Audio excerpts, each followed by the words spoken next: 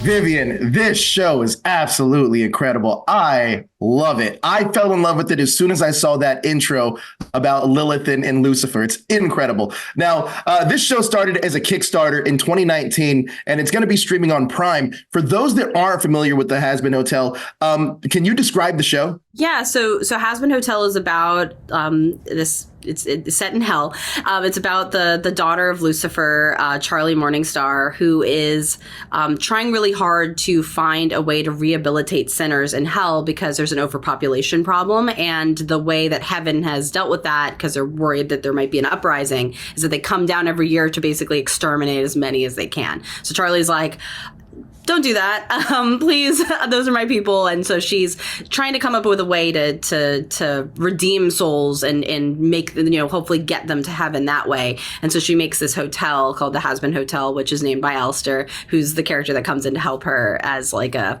kind of Cheshire cat. You're not really sure if he's good or evil, but she's got a lot of characters like that kind of are either helping or hurting her cause. And that's basically what the show is about. And it's a musical. Incredible.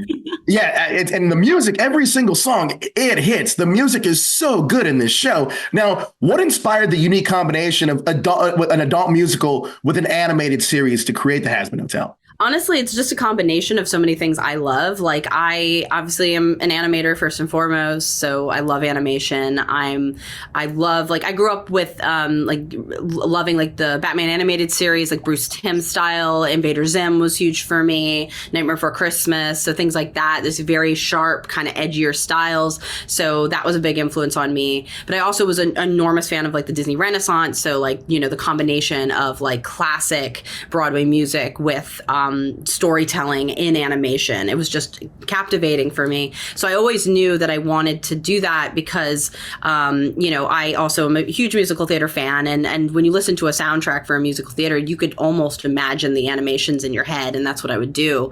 So I feel like that combination is already just so fitting.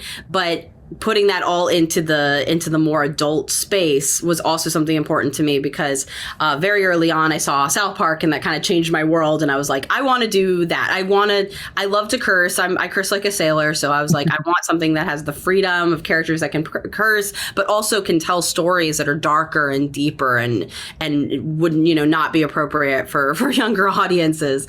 So I think that the fact that now, like, while I was developing the shows like BoJack came out that showed like, oh, you can have a show that's an adult comedy that's also incredibly deep and can make you cry and make you make you think and all these things. So kind of all those things in a blender really is how the show kind of became what it is. That's incredible. Now, how do you approach the creation of such a vibrant and diverse characters in the show? Honestly, that was something that was just really important to me. I think it was really fun. Like, I wanted as fun and diverse a cast as possible, but just because there's, every character is kind of meant to come from different stages of like eras of history and different places, like different cities and worlds, because they all are, they died and they went to hell. So right. There's so much like diversity even amongst the stories and the identities of the characters.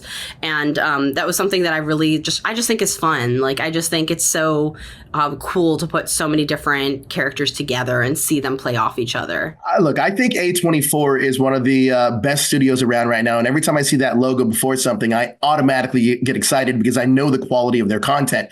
How did A24 get involved with this series? They were it was so exciting because obviously we were bringing the show once I made the pilot and it was such a kind of runaway hit. I was like, oh my gosh, like I don't know what's next. So we were looking into like maybe like is it Kickstarter, like how do we continue this show? And so we were going to producers, seeing who was interested, and A24 just came to the table so excited, and they just had this amazing offer, and they were so adamantly wanting it, and that to me meant a lot because that meant that there was a lot of faith in it and a lot of excitement. And they ended up having so much faith in it that they like were ready to make it themselves. And it was so incredible. And yeah, like I really feel like they're a studio that let my vision really reach the screen. And that's not something that every creator, I think, has the ability to say. So I'm so honored by them. And it was more for me, like I was like, they do have such an amazing reputation. I want to make sure that I'm making a product that is deserving of the first animated title that they're putting out. So I'm very proud of it, though. I really do feel like we made an amazing show. Yo, you did make an amazing show. It's absolutely incredible. Now, correct me if I'm wrong. Now, hardcore fans know a lot of these characters already, but Lute and Carmilla are new. What can they expect from them? Oh, I'm so excited for them. I mean, obviously, Hazbin has an amazing roster of like amazing female characters in it. It's really fun. Like I feel like it's an incredibly female focused show. So Carmilla and Lute are so different as characters. Like Lute is a very serious, like ends up being a very dark, very villainous character. She's the right hand man to the main villain of season 1, and Carmilla is like this powerful businesswoman who's like just so like she's got her own business in hell, making like basically all the repurposed weaponry of the heaven weapons, so they're able to basically be black market weapons that can kill demons, and they can kill each other. So they're such fun characters. Obviously I adore the voice work for them, and I can't wait for people to hear them and see them in action. The chemistry of the cast is absolutely incredible, and I feel like they play off of each other so well. Did they all record in the same booth together?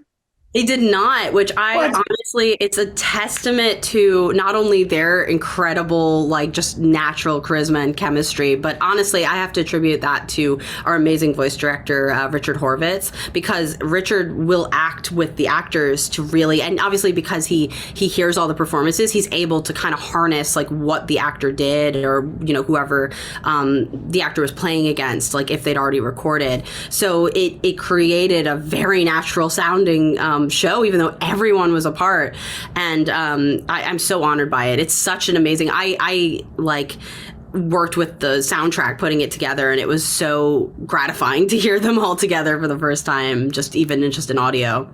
Wow, that is absolutely incredible. Like I would have assumed they were standing right next to each other. Look, the show's absolutely phenomenal, Vivienne. Thank you so much for your time. I love this show. The music hits. Every single song hits. So thank you so much. Thank you. I love hearing that. I'm so glad you liked it. I can't wait for you to see the rest of it if you haven't. Loved it.